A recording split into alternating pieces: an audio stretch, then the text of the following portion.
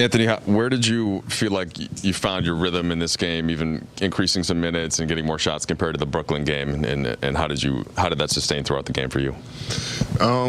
Just being aggressive. Even in the Brooklyn game, I spoke to you guys, and after the game, I told you guys that I liked all my shots, just in and out. Just try to have some carryover from a couple nights ago. And they went in tonight. Just trying to keep that rhythm, get back to my old self. Did you relish the matchup with Embiid at all on either ends? It's always fun playing against another great big.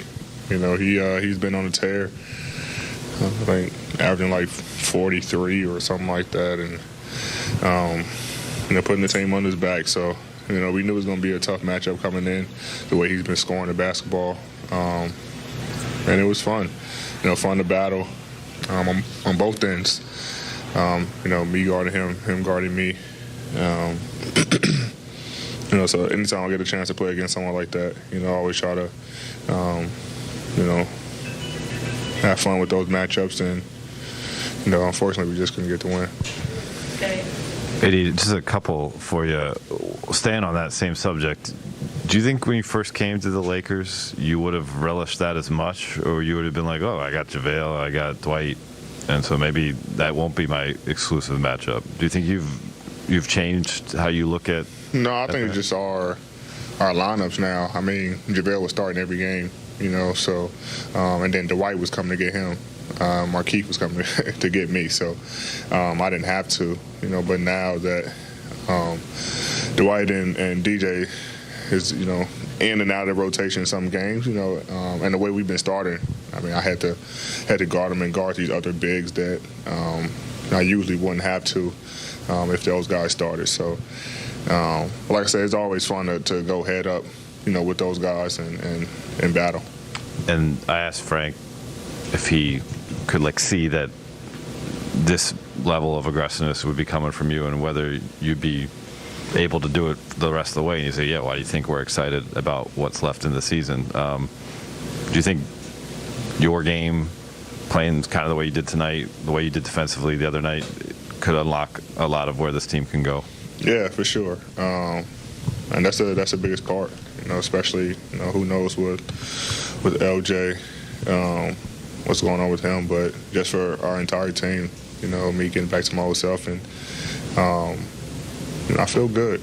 I feel really good on both ends of the floor. My body feels great, and just trying to help the team in any way as possible, and get guys involved. And like I said, try not to take guys out of their rhythm. A lot of guys have found great rhythm when I was out. And we want to make sure that we keep getting those guys involved, and we're also trying to, work my way back into the system and find my rhythm. Bill, we'll go Bill, Stan, Kyle. AD, when Frank called that last timeout and subbed you guys out of the game at the end of the fourth, you stayed on the floor for basically that entire timeout. Took a free throw, took your tape off. You seemed very focused on something, or maybe some frustration. I was just curious what you were thinking and feeling in that moment. My wrist was bothering me towards the end, so I was just trying to shoot the ball. To be honest, just follow through and stuff and see how if I can shoot. To be honest, obviously frustration a little bit, just little things defensively that we were doing. I think they had a stretch in the first where then they went on like a 9-0 run toward the end, and then going into the second, and then the third quarter we turned the ball over. Thibault is great with his hands, and that's what he's known for in this league, getting steals and deflections, and he got a lot of those tonight. So it's just those little things that we hurt ourselves with. That's more frustrating on both ends of the floor. So we can correct those things. All those things are correctable, and if we're able to do that, then we can put some more ways to go. Dan. Eddie, how is your wrist? What happened? Did you need an X-ray or anything like that? Did any of that stuff happen? On a play, on a back cut, had to pass from Taylor and dunked it. And Joe tried to block it. body contact. Fell to the ground. I tried to catch myself. Kind of landed on my wrist. A little sore. So there's nothing wrong with it. No fracture. Not just a lot of soft tissue and just soreness and stiffness. And then that's what I was trying to do at the.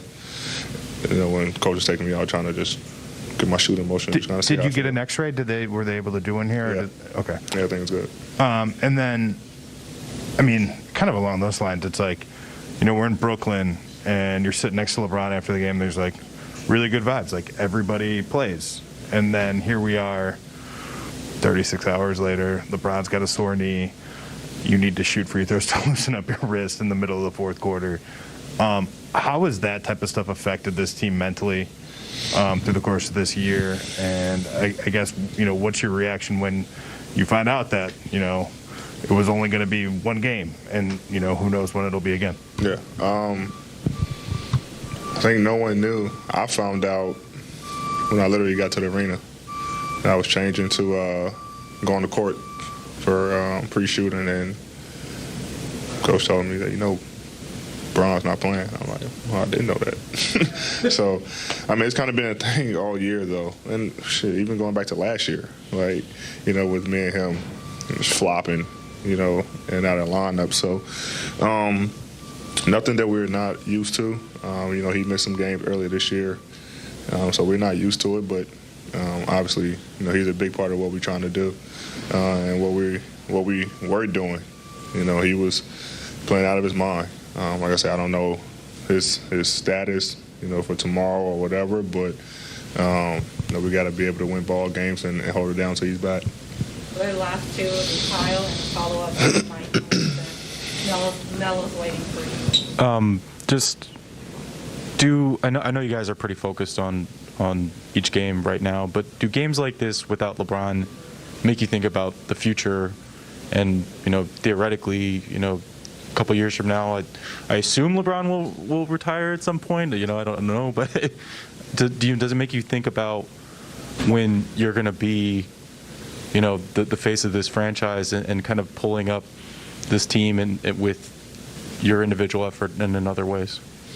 I don't know, Kyle. When that time comes when Bron retires, we examine and look at the team from there and make adjustments. But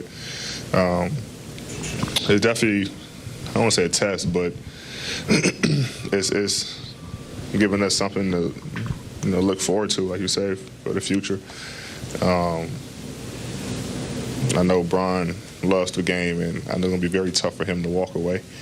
He's going to try to play for as long as he can.